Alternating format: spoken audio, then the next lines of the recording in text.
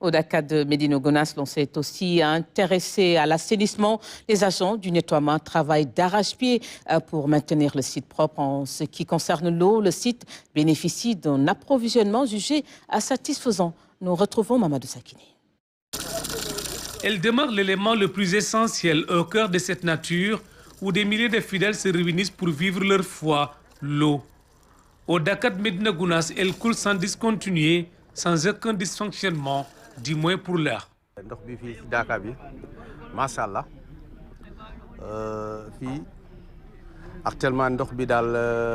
Nous disposons désormais d'eau de qualité et en quantité suffisante. Pour l'heure, nous ne pouvons que saluer la qualité du service.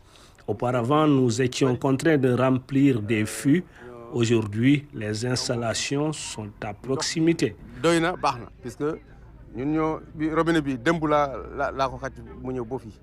Pour atteindre ce niveau de satisfaction, l'Office des forages ruraux OFOR a misé sur l'anticipation.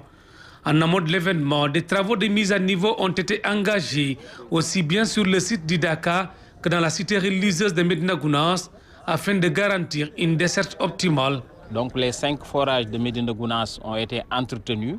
Par la suite, nous avons aussi entretenu les 4 forages au niveau du Dakar.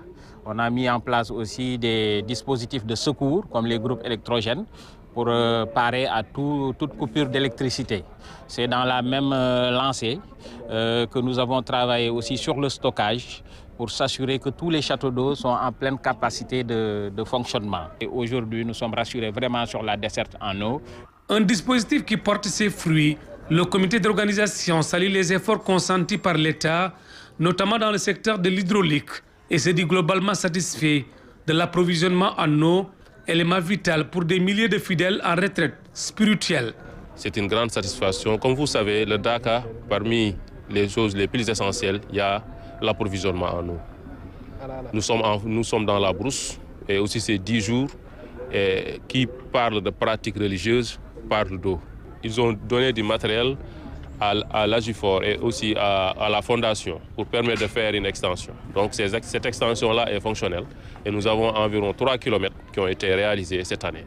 Et actuellement, comme vous le voyez, l'eau est en suffisance. Au-delà de l'eau, d'importants moyens ont également été déployés pour assurer la salubrité du site.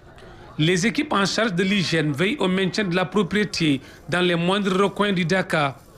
Une mobilisation constante à l'image de celle des autres services de l'État présents sur les lieux. Tous restent engagés pour honorer les engagements du gouvernement et garantir le bon déroulement de ce grand rassemblement religieux.